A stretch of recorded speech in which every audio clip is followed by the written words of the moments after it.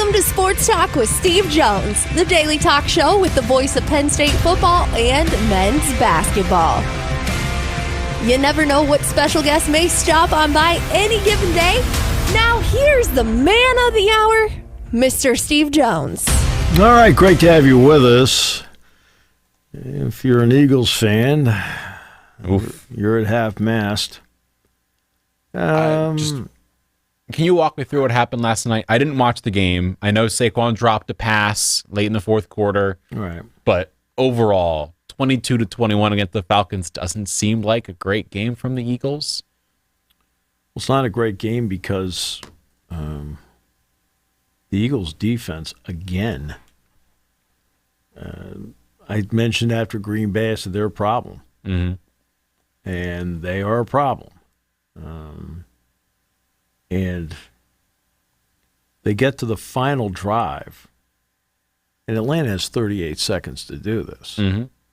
They got literally no pressure on him at all. They let him, and they weren't rushing three, they were rushing four. Yeah. But as I've said many times, Jalen Carter's a wasted pick. Mm-hmm. Oh, no, I saw the first games. Just a wasted pick. I'm sorry, I don't go with teammates who leave the scene of accidents when teammates are injured.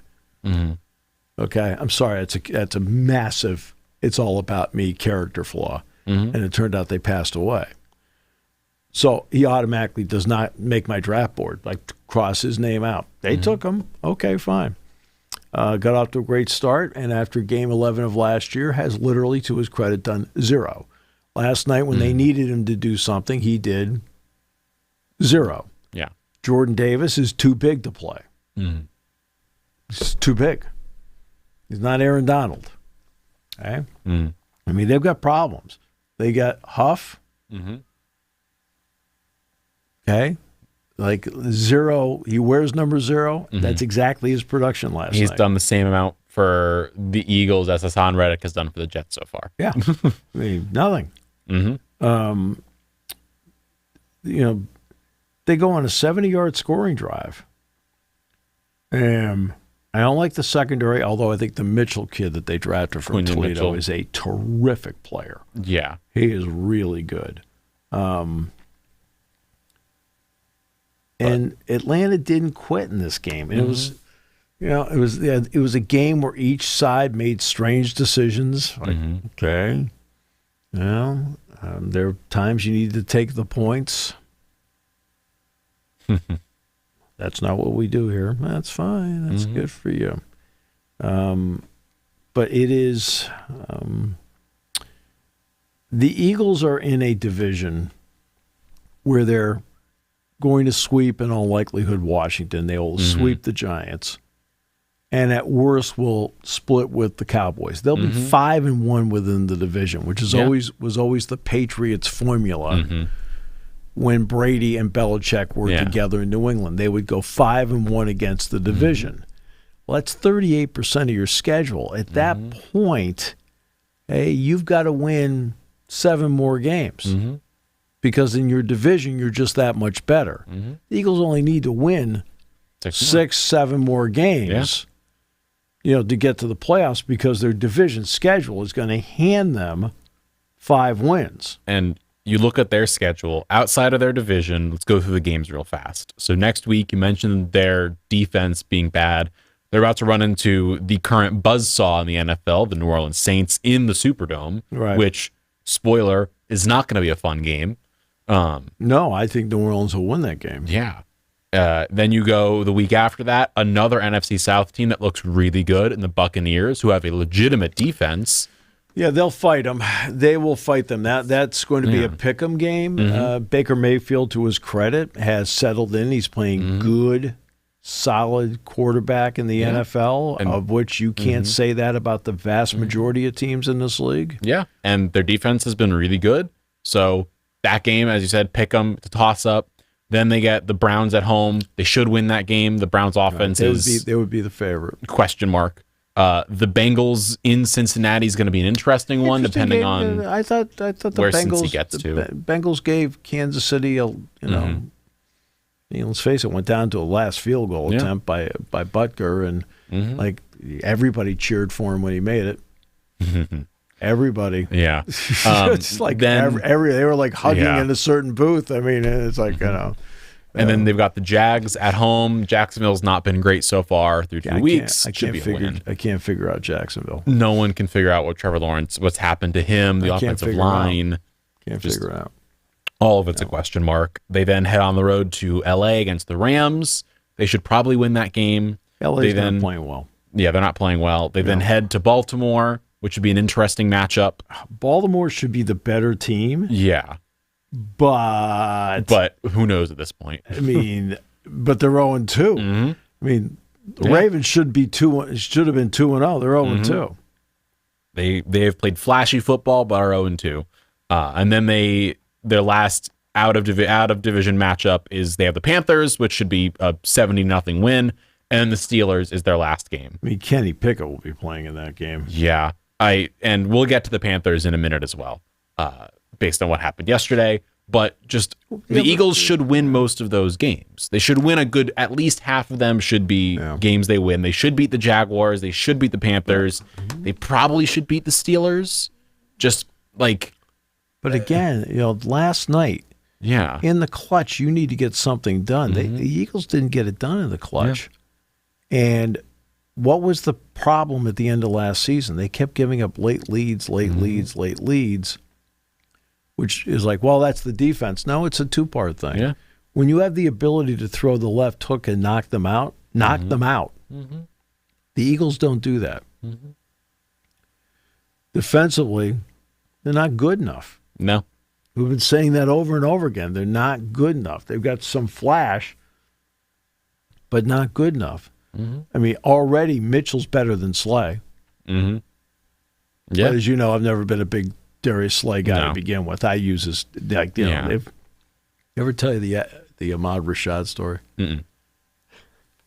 So the Buffalo Bills draft Ahmad Rashad out of Oregon. Well, back in the day, it's not live on TV. Mm-hmm. So they have to call him. So Bud Tallman, who was here at Penn State for a long time, and Bud's the one that ended up hiring Jack and I. Mm-hmm. Okay. Pretty good hire there, personally. But they call the number that was given to them. Mm-hmm. A woman answers the phone.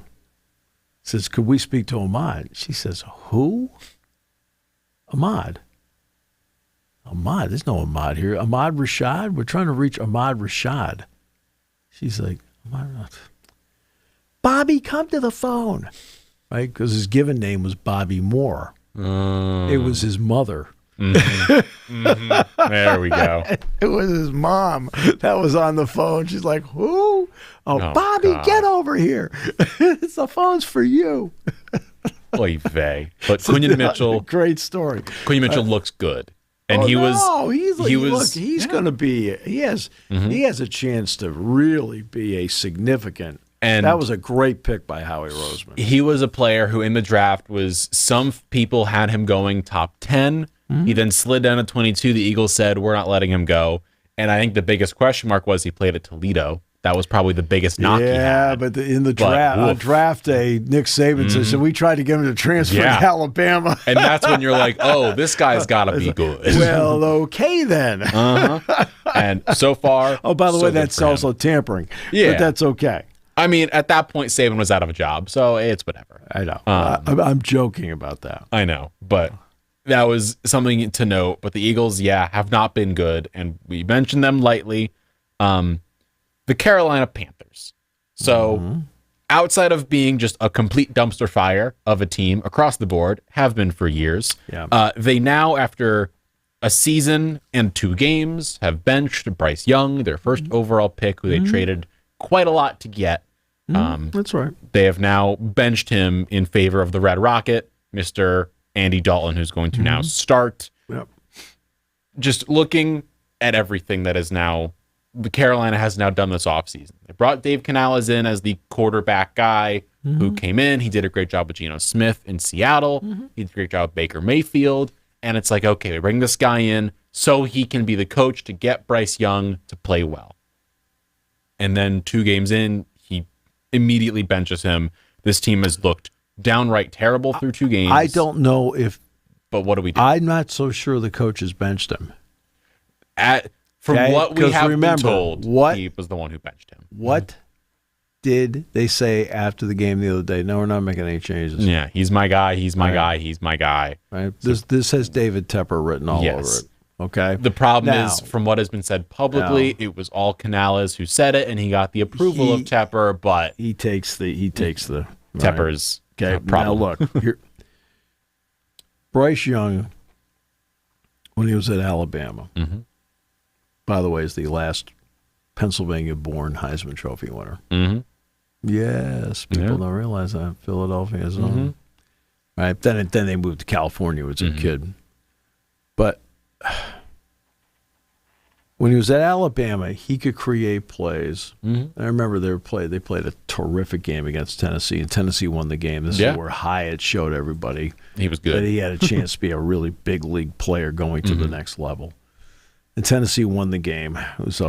But Young could not have played any better, more electric, more exciting. The problem he is having in the NFL is that the Carolina situation he went into, terrible.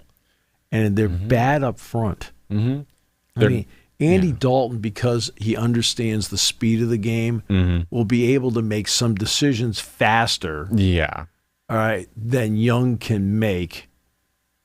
But Young doesn't need an all-pro offensive line, but he needs a competent offensive line, and they don't have a competent offensive line. You know what he needs? He needs DJ Moore. He needs a receiver who can get separation because. But they traded DJ Moore to get him. They traded DJ Moore to get him.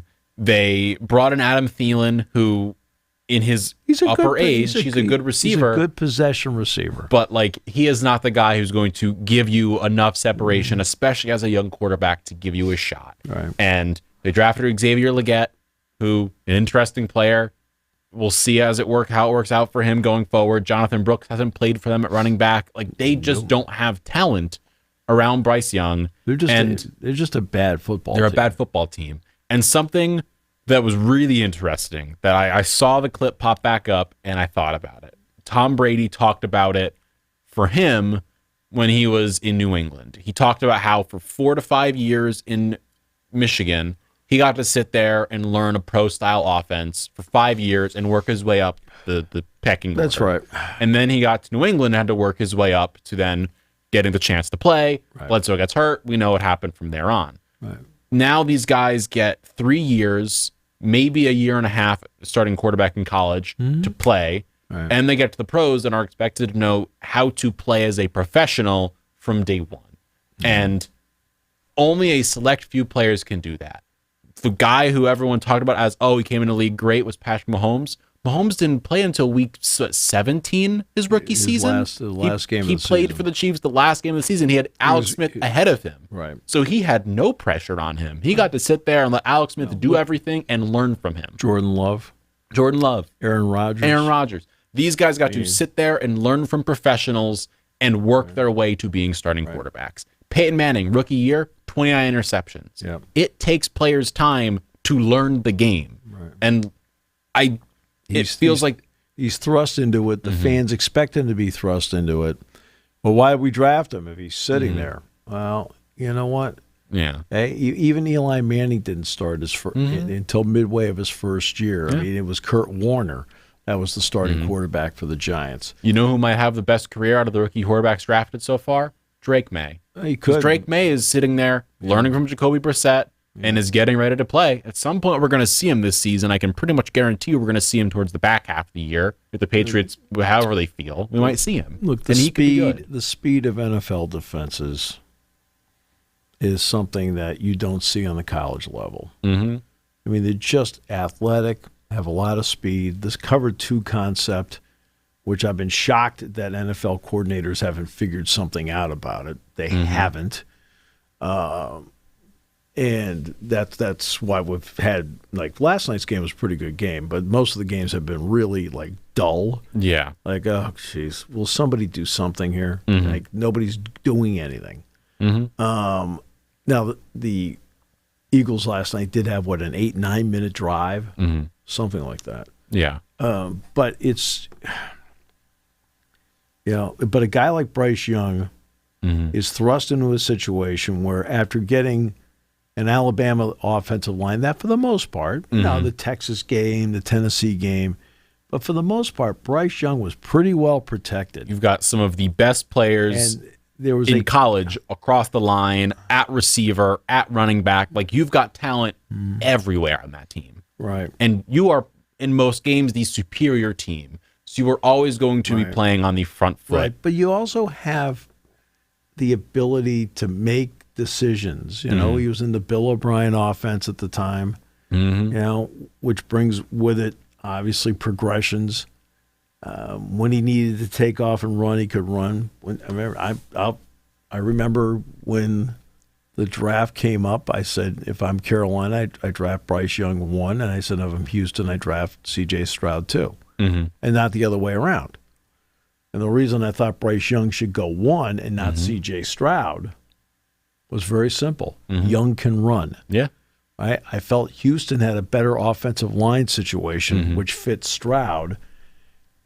And if Stroud had gone to Carolina, I think it would have been trouble because he'd been running for his life the entire time. Well, that's what Young, I only saw Carolina play bits and pieces at 2 games last year. He was running for his life the entire time. You know what I think is a very fun quote to bring up here? Marshall Faulk has talked about it because he was on that team with Peyton Manning that first year in Indianapolis in '98 when Manning threw 29 interceptions. Right. And apparently every time Manning would walk off the field after he threw a pick, he would say, I can't believe he got to that ball, or how did he get there, or all these things. And Marshall, after one of them later in the season, turned to Peyton and said, hey, they can get to every ball. They can get to you at any time. Every one of those 11 players on the field and 11 behind them off the field right now, they can get wherever you think they can't. Right. So you have to assume that and make windows where they physically cannot be in certain places. And spoiler, Peyton did that and learned how to adapt to it. The only players, but he got older. He got older. He got wiser. He got better. And not only that, but the people around him got better. Right? Yeah, he had Marshall Faulk there, but their offensive line got better. Okay, Marvin Harrison got better. Reggie Wayne got into the mix. I mean, they got better people around them too. There's a reason why you do draft first. Yeah. The reason you draft first. Now, Carolina, I think, was the 9th best team, and Chicago was the worst team. So they flip spots. But there's a reason why you draft in the top 10. You're one of the worst teams in the league. Okay? Well, but again, let's give C.J. Stroud credit. He and Will Anderson both went to Houston with the 2nd and 3rd picks in that draft and immediately made a difference. They made the playoffs. And Stroud is one of Young's biggest problems. Because he's now Because the perception is we drafted the wrong guy. If Stroud's with Carolina, he's running for his life, and running for his life as somebody who's broadcast a couple of C.J. Stroud games in his career is not his forte. Okay? That's not his forte. He's really good in the pocket. He's good at buying himself some time, but not when he's under incredible duress. Yeah. Right? When they played the game here at Beaver Stadium, he made he made a couple of really terrific plays later in the game. But when they had him on the run and under duress, he struggled. And you know what? Like we've talked about it a little bit, and it's brought up every single season in every single sporting league. When as teams draft high, they clearly have problems. There's not often you get teams drafting high that like should not be there. Like the Warriors were when they got James Wiseman, the 2nd overall pick or 3rd, whatever it was. Tony Dorsett going to the Cowboys. Exactly. Okay. It's like the Warriors had one year where everyone was hurt and they were terrible. But spoiler, they all came back healthy and won a title. Right. So like it doesn't happen often. In the case of the Texans, they had an incredible like core of players already. They brought players in and then said, we're going to go get C.J. Stroud on offense and Will Anderson on defense in the draft. They got picked from Arizona 3rd to go and get Will Anderson. And my God, have they been both great so far. Because they had a team around them where it wasn't, oh, you two have to do literally everything for us. And let's give Houston credit. When the world was talking about the test that Stroud took, I'm trying to figure out whether he even took it seriously. Yeah. Like, what? Okay. We gave him a test to see how his ability happens to be at thinking on his feet. Okay. Mm-hmm. Over here in the back, I have a tape. Mm-hmm. Would you like to look at the video I have? I mean, I don't need to take a test. Mm-hmm. And in terms of talent, he had last year remember, some good that was players. the big thing. Yeah, that was the big thing. He didn't do well in the test. I mean, I'm sick of idiots. I mean, And, seriously, yeah, I would say I just know. playing the show. I'm just so sick of idiots. Like, just watch a video. Do you have two eyes? Do you need numbers to tell you if somebody's any good? Mm-hmm. I mean, seriously, do you need numbers? If you need numbers to tell you whether somebody's good, then you don't know what you're watching. Mm-hmm. Okay? Yeah, You'd be amazed at how eyes and numbers match up pretty well. Yeah. Right? I mean, I know. I just read an article this morning from the Athletic about war. Mm-hmm. And I don't mean Ukraine, wins above replacement. Okay. Yeah. And how it's an important, in determining who the MVP might be.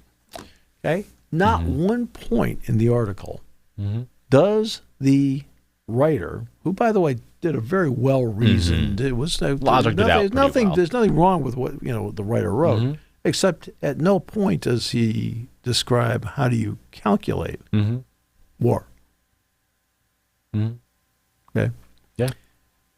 We are doing the fans a huge disservice as broadcasters if we're playing that silly game. Mm-hmm. Your job is to relate to fans. Mm-hmm. Okay? So QBR. Well, Bryce Young's QBR is whatever. Okay? Over here in the back, does anybody out there know how to calculate QBR? Mm-hmm.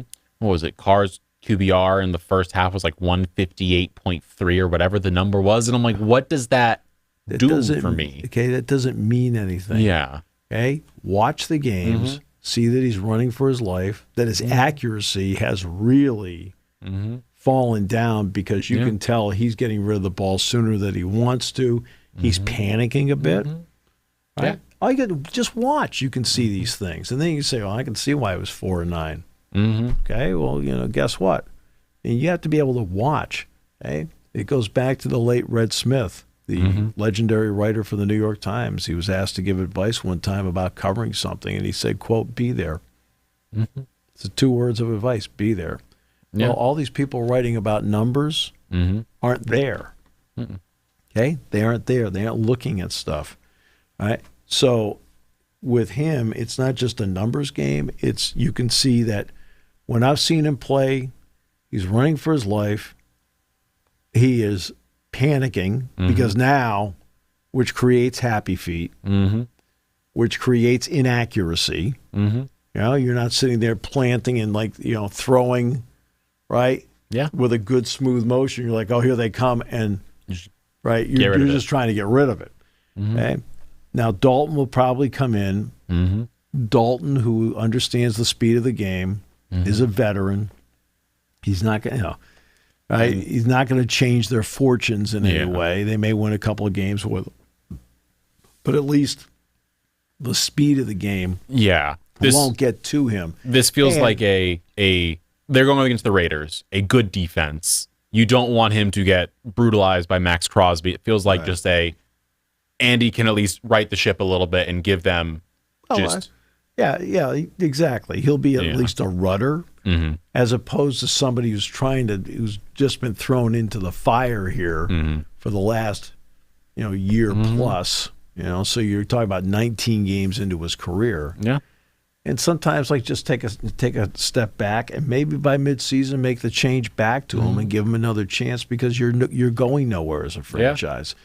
I mean, look, they're in the division right now, which is exponentially more stacked than people realize. Tampa Bay is very good. New Orleans has been outstanding so far, and Atlanta now is even up at 1-1. Yeah. Well, that division was won by Tom Brady and Tampa Bay a couple of years ago at 7-9 when it was a 16-game season. Yeah. All right. Well, that's not going to be the case this time around the division. You've got a division winner that will definitely make the playoffs, and you probably have maybe a wild card team. Yeah, it's going to be a bloodbaff in there this as division. well. I mean, it's and Carolina is going to be the team everybody's going to sweep. Mm-hmm.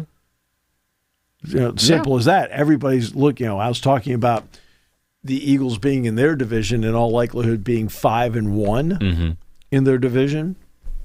I think Buffalo has a chance to be 5-1 in its division. Yeah. Tua's out. The Patriots are not what they were. The Jets are and the Jets and the Jets. Nobody knows, right? I think Buffalo can sweep the Patriots. I think they can sweep the Dolphins now with Tua out, right? But they only have the one win against them. Right? And so the Jets are the question. And then the Jets, you may split with them, and we'll see if Rodgers is any better on Thursday night. Keep in mind, Rodgers, the difference between he and Cousins. Now, Cousins' injury was later in the year last year, but Cousins had 8 days between games. Rodgers, let's see how he reacts. 4 days, short time between games. Let's see how he reacts to that. Yeah. But with Bryce Young, it's always you draft somebody like that. The future is now. Yeah. Remember what the perception was with Jordan Love. It was a wasted draft pick. Why did they take him? We've got Aaron Rodgers. Year after year, why did they take Jordan Love, Aaron Rodgers? Why did we take Jordan Love again the next year? We have Aaron Rodgers. Well, then Aaron Rodgers, of course, now is 40 years old. He's with the New York Jets, and Jordan Love's your quarterback. Well, last I checked, he not only got you to the playoffs last year, but he beat Dallas. He came out gangbusters. He played really well He last played season. very well, accurate, smart, older, understood what was going on out there. I remember, I think Rodgers got hurt, and he had to fill in the Kansas City game, and he kind of hung in. Yeah. I mean, all he did was hang in that game against Kansas City, because I remember watching that game. I was like, okay. Didn't really sit back and go, hey, they got something here. It was kind of like, okay. But everybody's on their own clock. The problem in the NFL is, like, nobody wants to understand that anybody's on the clock. When they bring you in, you're supposed to be able to be ready to go now. There's no patience. But it's amazing that quarterbacks over time, where patience has been, I'll give you one of the really terrific quarterbacks who, in my opinion, should be in the Hall of Fame, Jim Plunkett. Jim Plunkett was the Heisman Trophy winner at Stanford. And I remember talking to Joe Paterno one day, because it was a team he coached in the Senior Bowl East-West game. Well, I think it was the East-West Shrine game he coached in. He was an assistant coach. John Ralston was the head coach. And the quarterbacks they had were Archie Manning, Jim Plunkett, Rex Kern from Ohio State. Right. So Ralston, I guess, went to Joe and he said, well, I've got you in charge of the quarterbacks. You're going to have to tell Kern he may have to play safety in the game. Right. So Joe had to go over and tell Rex Kern. He says, Kern's like, well, I can kind of see the way they throw the ball. Kern ended up, by the way, playing in the NFL as a safety with the Colts. Okay, just so you know. Yeah. Okay. Well, Plunkett, Joe said to me, he says, Steve, I've never had seen an arm like that before. And he had coached Milt Plum and people like that. He says, what an unbelievable arm. Well, he goes to the Patriots, first overall pick. The Patriots have nothing. Nothing. And he's hit. He's beat up. He's hit. He's beat up. And then he disappears for a while. After the first few years of the Patriots, he's a bust. No. And then he reemerges with the Raiders and quarterbacks 2 Super Bowls. And not only that, he played great with the Raiders. He played great in those 2 Super Bowls that they won, Super Bowls 15 and 18. Played great, right? He's older, has better people around him, is better protected. It fit his game. Cliff Branch fit his game. I mean, there's just a lot of things that fell into place because he ended up in the right spot, the right time for the style of quarterback he happens to be. I know that's a long time ago. But you want a more modern day example? But he's the first overall pick in the draft, and he goes to a terrible team that just can't do anything to help him. I want you to name me, I'm quizzing you here, who was the first overall pick in the 2018 NFL draft? First overall pick in the 2018 NFL draft? Mm-hmm. I don't know. Baker Mayfield. Yeah.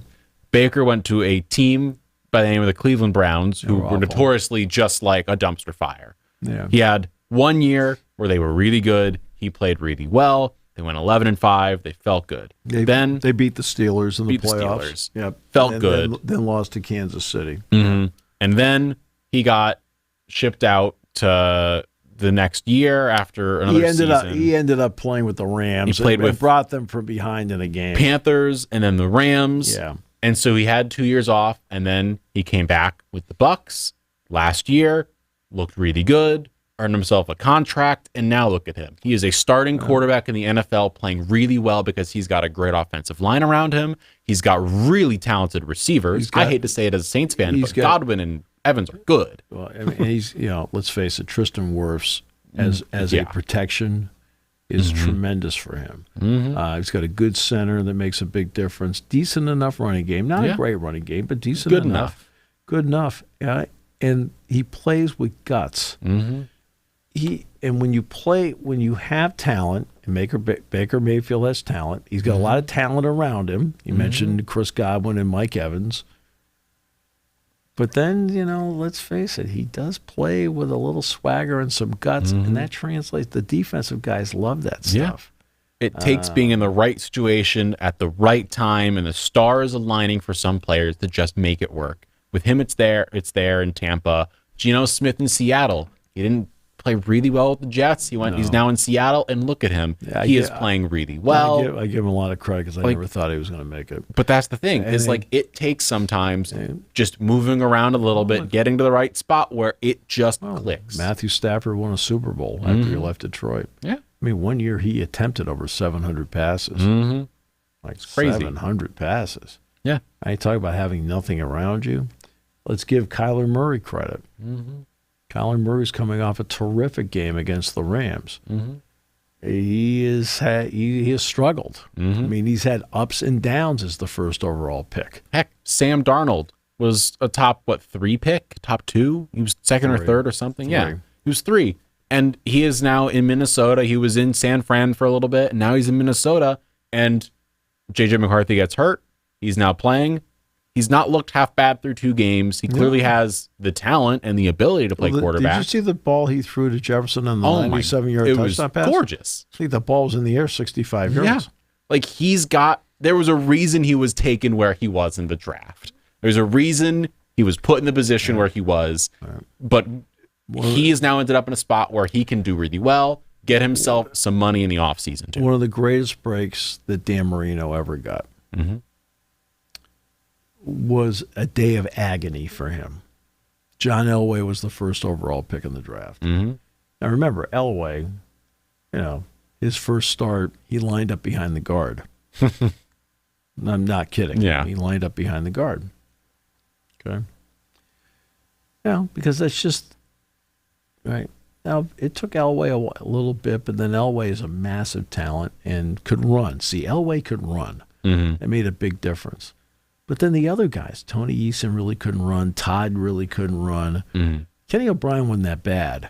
Okay, Kenny O'Brien was actually a decent NFL quarterback with the Jets. But you keep going back, and all of a sudden, finally Miami picks him. Okay, well, now he's got Don Shula. He's got Clayton. He's got Duper. He's got an offensive line that can protect this style of quarterback because they're drafting in 26th? Something like that. Right? That means you're playing with one of the better teams. Yeah. Right? Guess what? You kind of slip in there with one of the better. Yeah. Right? If he got picked by Denver, first overall pick, he has a great arm, the whole thing, but he wouldn't have had time to do anything with Denver in the early days. Yeah. In the early days. All right. Tony Eason went to New England. Could he have helped New England? Sure, but but you don't know. Yeah, no, I mean, same thing. New England, New England eventually got to the Super Bowl, and Eason was the starting quarterback. Now, he did not complete a pass in that game, but that was against the Bears. Just even thinking about it, scary. They had to bring Grogan in, but I mean, it's you have to have certain qualities when you were the first overall pick in the draft as a quarterback, because in all likelihood, unless there's a dramatic trade that shakes the NFL world, you're going to a bad team. Dak Prescott's a 4th-round pick. Okay, Tom Brady was a 6th-round pick. Yeah. All right, nothing's really expected of him. There's a Russell Wilson was a 3rd. Right. Heck, Lamar Jackson was taken at the end of the 1st round. Right. He got to sit behind Flacco. Right. And then, but to the credit of the Ravens staff, I know Todd Monken's the offensive coordinator today, but Greg Roman was back then.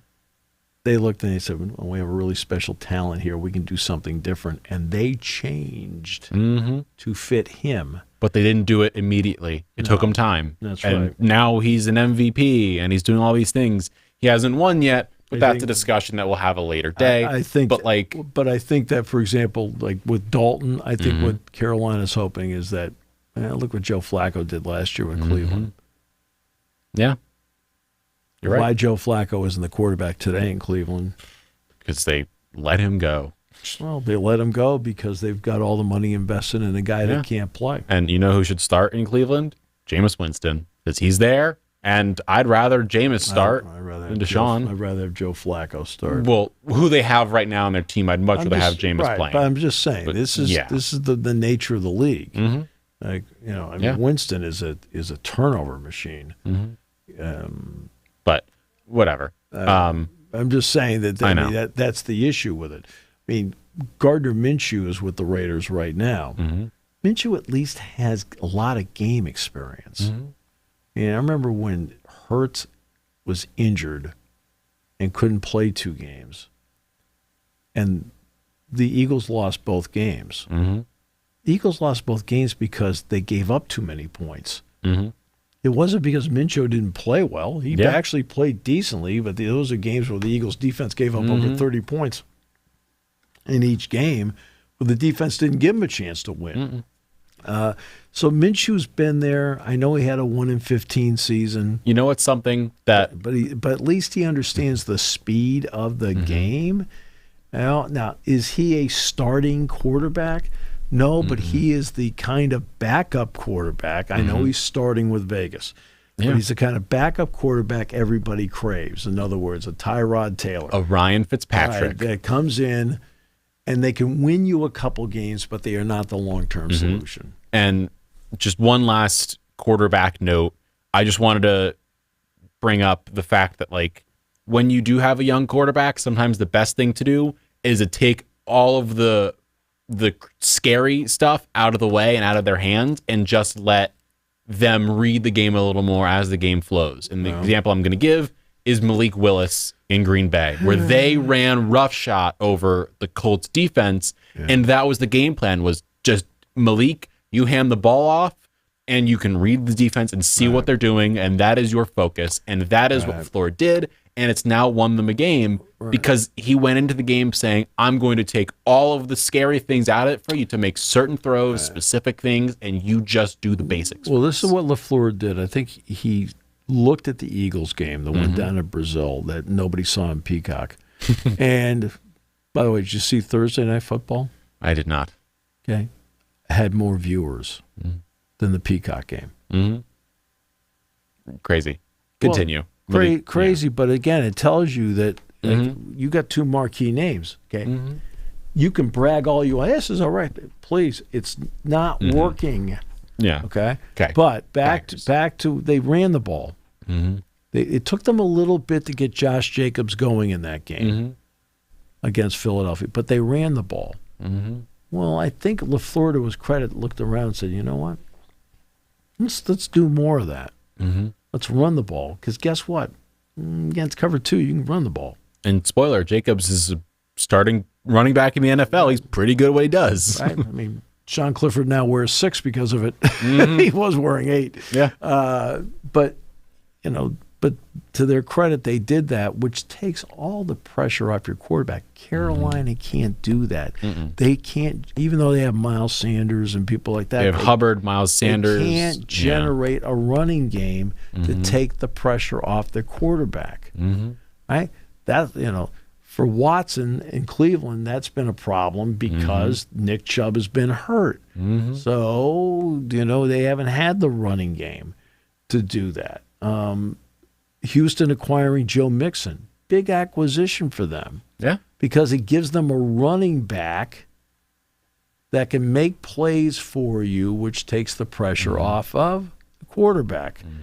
And, that's, again, when you're not good and you get drafted in the top 10 because you're going to a team that's not good, one of the reasons they're not good normally is they also can't run the ball either. They don't have an offensive line that can take the pressure off the quarterback. Yeah. Carolina is a mess. They're a mess. And it's going to take them a couple of draft cycles to get out of it. But nobody has that kind of patience. Nobody has that kind of patience. I mean, anyway, the fans don't have that kind of patience. The fans want to see Carolina going back to Super Bowls like they have with Cam Newton. I mean, they want, one of the famous Adam Vinatieri field goals was against Carolina in the Super Bowl when they played down in Houston. So, they want to see that. Yeah. They don't want to see the struggle. And it's a pain in the neck to be going to games, and they're handing out paper bags because they want to put them over your faces because you're at the game. That's not good. No. And that's where they are right now as an organization. This is a case where, remember, David Tepper was not the high bidder for Carolina. But because he was with the Steelers ownership group, the NFL knew him.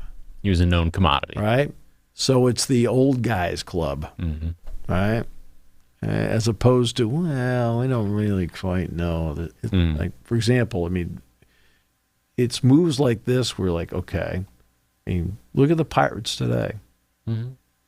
Which owner's been, quote, blackballed from owning the Pirates? Mark Cuban. Mark Cuban wanted to acquire the Pirates. He wanted to buy the Pittsburgh Pirates. Major League Baseball, we do not want this person in here. Really? You don't want this person in here? Oh, I don't know. He's smart. He's innovative. He's progressive. He sees the big picture. I mean, yeah, you're right. I don't want a guy like that in here. Right? Instead, you got Bob Nutting. Crazy. No, I'm just saying. No, I know. I'm just saying. So It's now absurd. back. I mean, and this relates to Carolina, right? And I don't care how much an owner knows football. You've got to be able to hire good football people and trust what they do. And that's been one of Dallas's biggest problems. Yeah. One of Dallas's biggest problems is that the Jones family runs the show. Yeah. In every way, shape, or form, including personnel acquisition, including contracts. And you might need somebody else to sit there and, hey, look, let's bring somebody here from the outside. Let's make some football decisions here. What do we have? Why? They have plenty of stars. CeeDee Lamb, Prescott, and some good players. Micah Parsons, a great player. Yeah. But I think Dexter Lawrence. I mean, I think Lawrence is really good. I think Lawrence is a good player for them. But for Carolina, they're going to have to sit down as an organization and sit down and say, look, they have to make a couple of decisions. Number one, is that our future quarterback? Okay. Yeah. Okay. And I don't mean for this year, but starting next year, is he our quarterback? Okay. And next year will be a proving year because now you're getting to the point of, do you pick up the 5th-year option and so forth? Next year will be his 3rd year. So that's one. And number two, how long is it going to take to build this? Mm-hmm. Yeah. It's just not good in a lot of areas. No. Staying in Carolina, flipping to a different team, this time in the college ranks. Wake Forest has been under fire from Lane Kiffin, and I wanted to, which is just crazy, but I wanted to ask your thoughts on this. I don't remember the last time a school has bought out a game, and in this case, Wake Forest was meant to play Ole Miss next season, and they're meant to play in Mississippi next year. They played in Winston-Salem this season. The Rebels ran riot against the Demon Deacons, 40-6 on Saturday. Right. And then Wake Forest canceled next trip to Ole Miss, buying out the contract pretty much. Right. And now leaving Ole Miss without a game for next season against a top Power 5 division. They need to face one of those teams per SEC rules. How does stuff like this happen? Why does it happen? Well, first off, the buyout's in the contract. Yeah. Okay, so let's start with this. It's written into the contract. It exists to happen. Right. So it already is there. Mm-hmm. Penn State bought out a game once, and it was 2008. It was Arkansas State. Mm-hmm. Joe Paterno looked at his team and said, "You know what? We're pretty good." Mm-hmm. And he felt that he needed strength of schedule.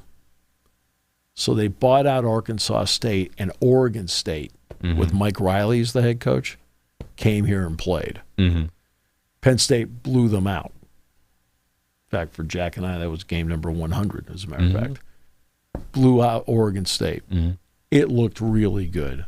And in fact, Penn State was this close to a rematch with Oregon State in the Rose Bowl, and Oregon State got beaten out by USC in the final weekend of the season. So Oregon State ended up typical Mike Riley team. Mike Riley teams, for the most part, played their best football in the last 5 weeks of the season.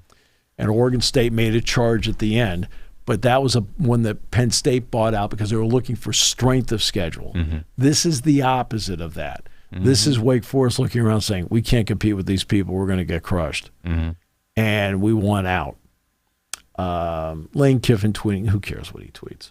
I don't care what anybody tweets or puts on Instagram. It's like, really, that's becoming too much of a, ooh, did you see TikTok? I'm like, no, I really didn't. I actually live a peaceful, fun life. But that's one where you're trying to create as many Power 4 versus Power 4 matchups as possible. Yeah.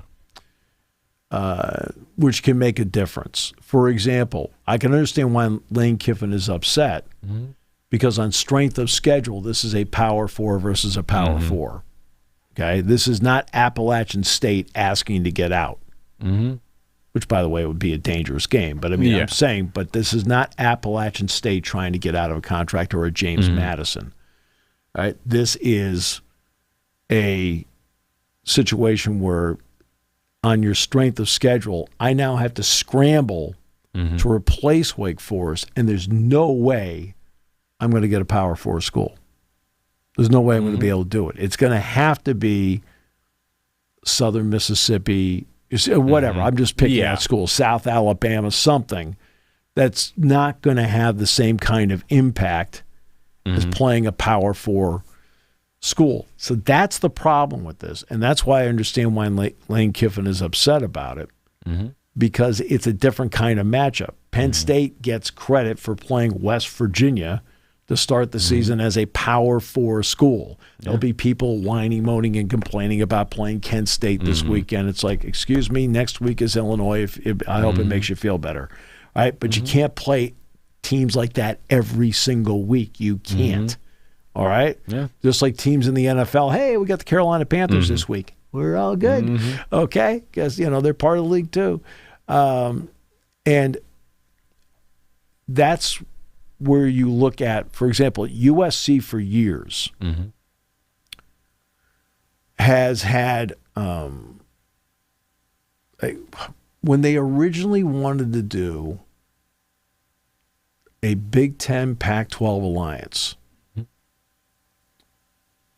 it was going to be a weekend where all the Big Ten teams played all the Pac-12 teams. Mm-hmm. Now, of course, I can't remember how many teams were in it at the time. Whether it was give or take 12, I can't remember. It was 11. Maybe Nebraska was. Nebraska may have been in at this point, so it may have been 12. Mm-hmm.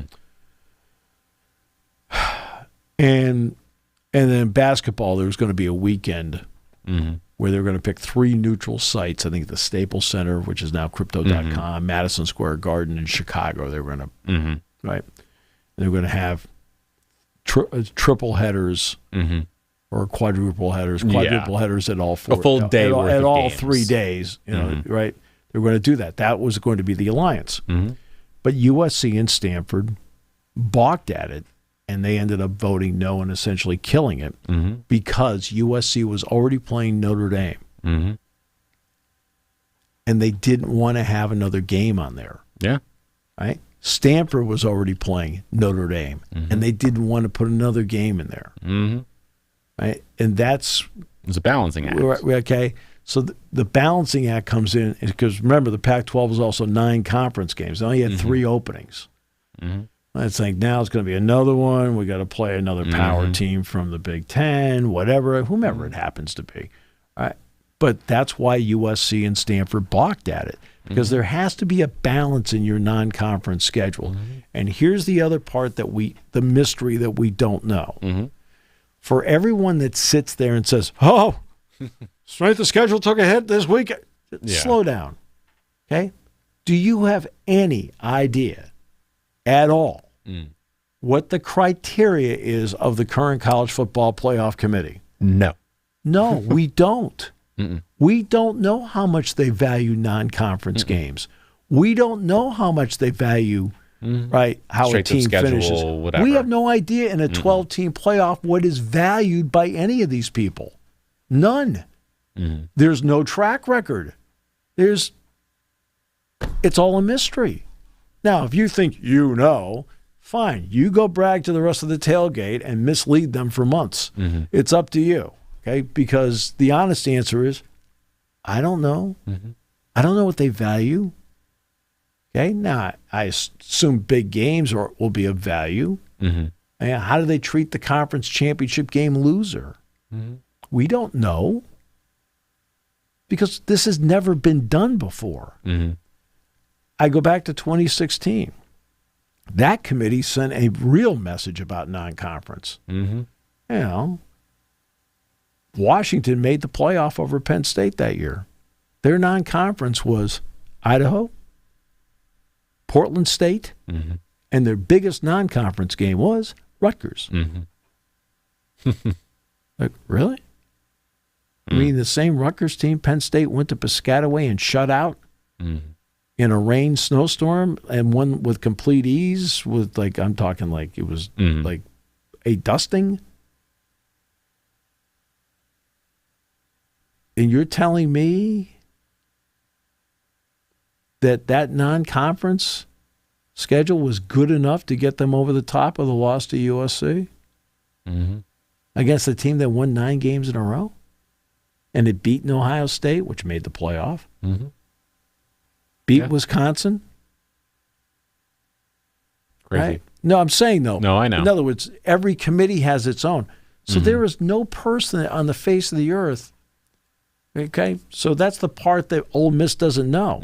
Ole Miss does not know whether a game with Wake Forest early in the year as a Power 4 is a benefit or not. All right? Because maybe their SEC schedule is so good. And I don't know what their SEC schedule is next year. I haven't even looked. But with Texas and Oklahoma being in there, are they playing them? Or are they playing Georgia? Are they playing Alabama? So no divisions anymore. So it's an 8-game hodgepodge as to who you get. Georgia still has to play at Texas coming up. Yeah. Okay? Tennessee's playing at Oklahoma this week. Hey, USC's playing Michigan. So we're really getting into the conference expansion now is like, here comes the, like, wow, USC Michigan. Wow. Pretty good game. Right? Whether Alex Orji's a quarterback or not. But see, we're getting, like, will the power conferences be so quote, powerful and create so many matchups that it negates what a non-conference schedule is, or is the non-conference schedule valued by the committee? Nobody knows, because it's never been done before to this extent. So nobody knows what the committee values. Yeah. Nobody knows what the data points happen to be. People don't know this stuff. And that's so I can understand Lane Kiffin wanting to have a little meat on the bone, because remember, in the SEC you have 4 of these. Well, you don't want to be playing 4 of these where you're playing, and I'm going to say this with all due respect. I'm just picking out four schools: Troy, Jackson State, Alabama State, and Appalachian State. And part of it, by the way, is the fact the SEC has the rule where out of your 4, you have to play one Power 5, and if they are not able to, one Power 4. Yes, and the SEC can grant them a waiver, so they don't have to, so they can play 4 non-Power 4 schools, which I honestly think is a chance of happening. If they just can't get it done in time, the SEC would be like, it's... Well, that's because, most of these are set up years in advance. Right? We know Penn State's playing Syracuse coming up. We know Penn State's playing Temple coming up. I mean, because you do set these things years in advance. This Wake Forest thing was set up a few years ago. Well, now you're scrambling. Right? And you're scrambling around saying, okay, we got to come up with somebody here. And well, everybody, all the other Power 4... They figured it out. Right? Well, no, but they've already scheduled. Yeah. Right? So if I'm Ole Miss and I want to get something, this is what I do. I make a phone call to either Oregon State or Washington State. Okay. Right? I like where this is going. Right? And I say, hey guys, yeah, we'll give you a guarantee. We need one of you to come down here and play a game next year. Because each one needs a game. Yeah. So whomever says yes first, I'm going to bring them down. And by the way, who do you believe the last 2 schools are that are going to enter the Pac-12 to get them to the 8 total schools they need to not be an FCS? I don't know, because I think the next step in the process has nothing to do with the Pac-12. The next step in the process has to do with ESPN in February of 25. So in what, 4 months, 6 months? Yeah, 6 months, right? ESPN has to make the decision as to whether to opt into the rest of the ACC contract through 2036. It's going to be done in February of 25. Once that step is taken, one way or the other, it then determines the options the Pac-12 has. So if ESPN opts in, it now limits their options as to what they're doing. I know Air Force is contemplating going to the American. They could be looking at the American for a couple of teams there. They could be looking at maybe one more Mountain West team. But say, for example, the ACC does not have the contract in place. There is not an opt-in. Okay? That changes the dynamics of the grant of rights. And do you go to Cal and Stanford and say, do you want to come back? Yeah. Now, if ESPN opts in, that's not an option. Yeah. Because they've signed a grant of rights. And there's a lot of money on the line. Well, for Cal and Stanford right now, it's only $11 million a year. It's not much. But it's still a chunk of change. And as we've discussed, no one wants to pay money. They want to gain money. Right. Exactly. But to me, it's that they can't. This was an initial step to really go from 2, boom, big leap to 6. Now can we get 2 more? But they're not going to be a Power 5 school. It's going to be the Power 4, and they're going to be part of that group of 5 that'll get it going forward, because the schools they've added do not change the dynamics. They're the Mountain West, pretty much. Thank you for listening to Sports Talk with Steve Jones, a 7 Mountain Media production. Come back at 11 every weekday for analysis of the latest happening in the sports landscape. From college football to European soccer, Steve and Kyle cover it all on Sports